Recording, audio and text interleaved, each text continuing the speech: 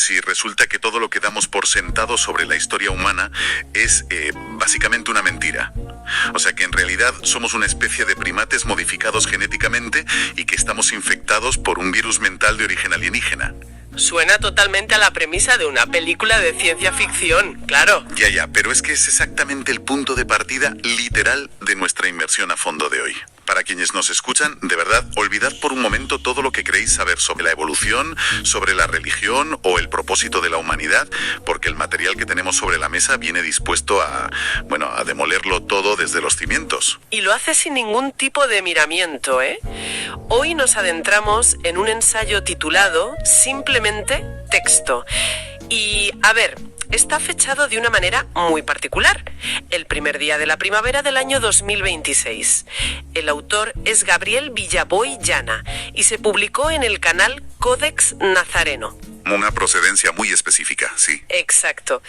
Y para que nos hagamos una idea del tono, el documento arranca con una cita clásica de La imitación de Cristo de Tomás de Kempis. Dice algo así como que bien hace el que sirve más al bien común que a su voluntad propia. Parece inofensivo a simple vista. Claro, parece súper pacífico, pero a partir de esa frase, el autor pisa el acelerador hacia un abismo filosófico y apocalíptico del que es muy difícil apartar la mirada. Totalmente. Y, a ver, antes de saltar ese abismo, yo creo que hay que hacer una parada técnica obligatoria, porque este no es un texto ligero. El autor lanza ataques frontales y sin anestesia contra prácticamente todas las estructuras de nuestra sociedad. Contra todas, sí. No deja títere con cabeza. Eso es. Arremete contra las religiones, y muy en particular la católica, ataca a la política global, a la industria militar e incluso a la farmacéutica. Y además presenta unas visiones esotéricas súper poco ortodoxas sobre el origen del ser humano y sobre Jesús de Nazaret. Es un contenido muy contundente. Por eso, como siempre hacemos en estos análisis a fondo, queremos recordar a la audiencia que nuestro papel aquí es el de meros guías. No estamos aquí para validar, aplaudir ni condenar estas posturas políticas o religiosas. Nuestro único objetivo es desgranar las ideas, ver cómo funcionan los engranajes de este texto y mostrar exactamente qué argumenta el autor y por qué. Es una aclaración más que necesaria, porque claro, para entender el ensayo hay que entrar en su propio marco mental. Y la premisa fundacional, o sea, el pilar absoluto sobre el que construye todo lo demás, es un diagnóstico brutal. Uf, sí. Afirma sin medias tintas que en esta tercera década del siglo XXI, nuestro mundo está llamado a arder como nunca antes. Y no lo plantea como una posibilidad, lo ve como un destino inevitable provocado por una ceguera colectiva. Vale, pues vamos a tirar de ese hilo. Si el mundo tiene que arder, entiendo que según el autor no es solo por malas decisiones políticas, sino porque hemos ignorado una especie de advertencia cósmica. Dedica mucho tiempo a una figura que él llama el enviado. Que históricamente identificaríamos como Jesús de Nazaret, claro. Exacto. Pero, y esto es crucial, el autor no habla del nazareno como lo escucharías en una misa dominical, ¿verdad? Es que lo saca completamente del templo. Lo saca del templo y le quita todas las vestiduras religiosas. Lo redefine por completo. El autor despoja a la figura de Jesús de la teología clásica y lo define literalmente como una conciencia llegada de otros mundos. O sea, nada de fundador de una religión terrestre. Para nada. Lo presenta como un portador de conocimiento cósmico que se infiltra en nuestra línea temporal con una misión de emergencia. Venía a advertir que el final de esta humanidad iba a ser tan terrible que habría que acortar los tiempos para que alguien pudiera salvarse. Lo plantea casi como un equipo de rescate cósmico, llegando a una zona catastrófica. Pero claro, según el ensayo, las recetas prácticas de este enviado, que eran amar, perdonar y ayudar sin esperar recompensas, cayeron en saco roto. Al leer esto me venía a la cabeza la analogía del teléfono escacharrado. Ya, el juego de los niños. Claro, tienes un mensaje original, un código diseñado para salvar a la especie, pero al pasar de generación en generación y de concilio en concilio, se distorsiona hasta ser simple burocracia terrenal. Se convierte en dogmas. El autor dice que las religiones cristianas han hecho un nulo favor a este mensaje, predicando una cosa y haciendo otra. Pero, ¿por qué separa tan radicalmente al nazareno de las instituciones creadas en su nombre? Pues, a ver, lo fascinante aquí es que el autor considera que la institucionalización del espíritu es la mayor tragedia humana. Sostiene que en el momento en que coges una conciencia viva y la encierras en normas y jerarquías, pues la matas. Las instituciones religiosas, según él, son el mecanismo que neutralizó el mensaje, no su continuación. Madre mía. Y esto nos abre la puerta a la verdadera columna vertebral del texto, que es el conflicto radical entre dos fuerzas, la conciencia por un lado y las creencias por el otro. Pues detengámonos aquí, porque las definiciones que da de ambas cosas son súper contraintuitivas. Normalmente vemos las creencias como algo positivo, en plan, hay que respetar las creencias de cada uno, pero él le da la vuelta. Completamente. Define la conciencia como nuestra capacidad creadora original.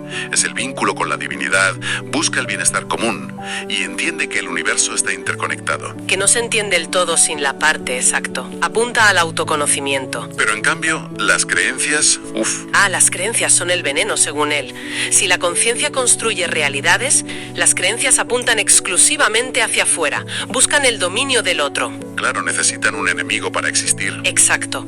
Convierten en dogma que quien ve el mundo distinto es un ser al que hay que destruir. Es como si lo llevamos a la tecnología, la conciencia sería el sistema operativo original, un código abierto para colaborar, y las creencias son un malware. Un virus informático malicioso, tal cual. Eso es un troyano agresivo que secuestra la mente y te obliga a atacar a otras redes. Y fíjate que él lleva esto al plano físico, porque describe al ser humano como un primate elegido y modificado genéticamente para llegar a las estrellas. Sí, esa parte es interesantísima. Lo contrasta con los animales, como los perros o los loros. Claro, dice que podemos amarlos y algún día llevarlos a Marte, pero que ellos no llegarán por su cuenta porque no tienen ese poder creador inyectado. Tienen que depender de nosotros. Eso es.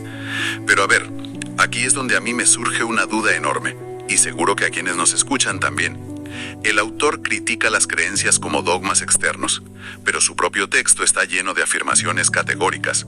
Dice que el nazareno es alienígena, que fuimos modificados genéticamente, que el mundo va a arder. Sí, entiendo por dónde vas. ¿No es este ensayo irónicamente otro sistema de creencias?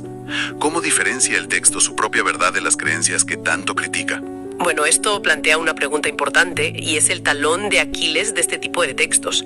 La forma en que el autor salva esta contradicción es hablando de la libertad de ser. Él argumenta que la conciencia y la energía están conectadas con nuestro ADN. Vale. Y defiende que el verdadero conocimiento, la verdad real, emana desde el interior del individuo. Es un proceso de autodescubrimiento, conocerse a sí mismo. Las creencias, en cambio, te las imponen desde el exterior. O sea, el adoctrinamiento viene de fuera, pero la conciencia surge de dentro. Entendido. O sea, te dice que no te creas su texto a ciegas, sino que lo uses para mirar dentro de ti. Exactamente. Vale. Pues si el mensaje original se perdió por culpa de esas creencias externas, ¿de dónde salen? Porque el texto afirma que no son un fallo evolutivo humano. Introduce la figura de el mal, así con mayúscula, no como metáfora sino como un actor físico. Sí, no lo trata como un simple concepto filosófico de la ausencia de bien. Lo define como una forma de vida más en el universo. Un parásito. Un parásito alienígena básicamente. El padre del engaño que inoculó esta cepa a los primates genéticamente modificados que somos nosotros. Su objetivo es impedir la libertad de ser y evitar que sintamos empatía.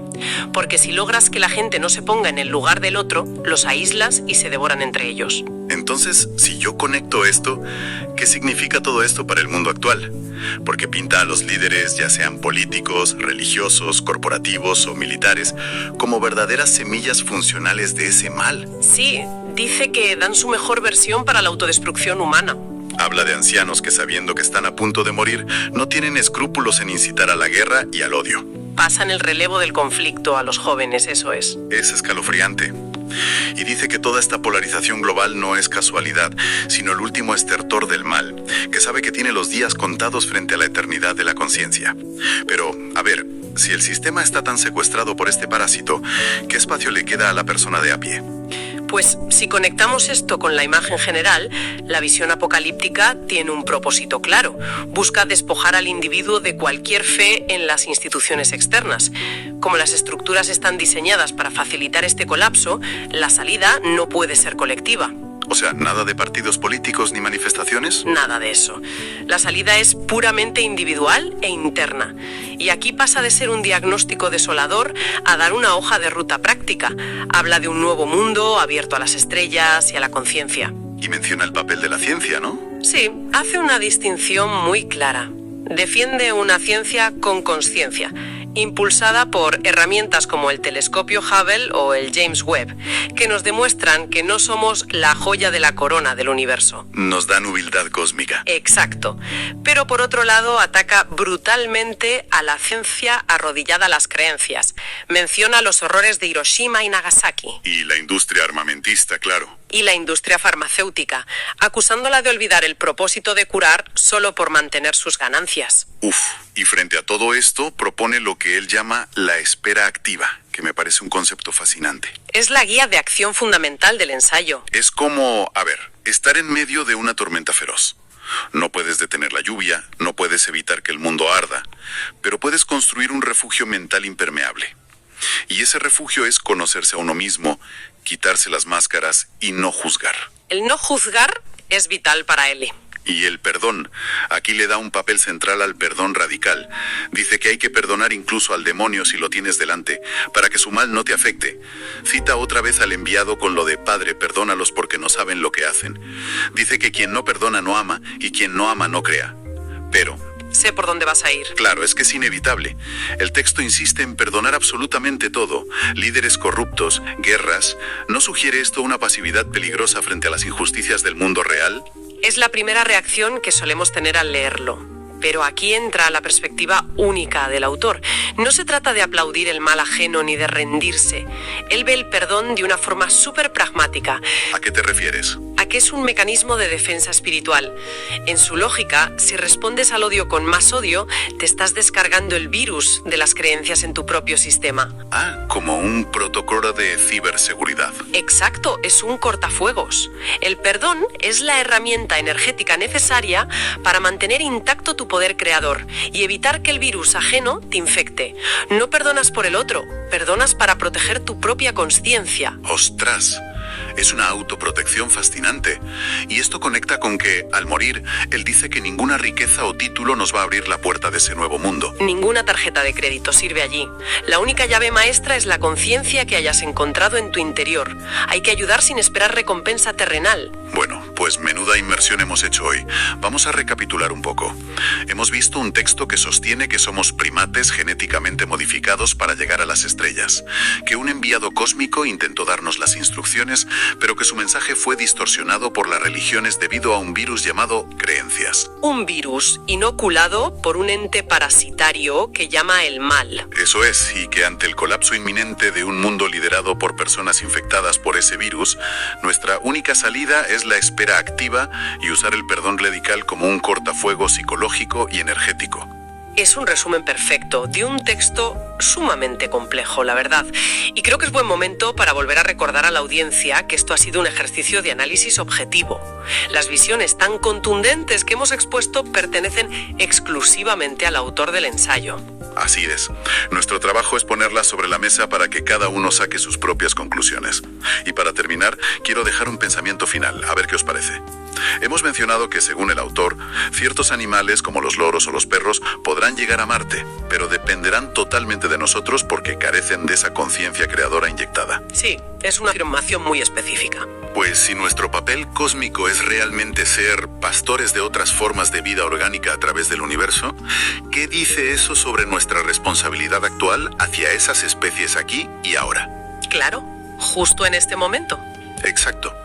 Mientras el mundo humano, según el texto, está ocupado en arder y autodestruirse por culpa de las creencias, quizá valga la pena reflexionar sobre si el verdadero viaje a las estrellas comienza con cómo tratamos a quienes no pueden construir la nave. Ahí lo dejo. Muchísimas gracias por acompañarnos y nos vemos en la próxima inmersión a fondo.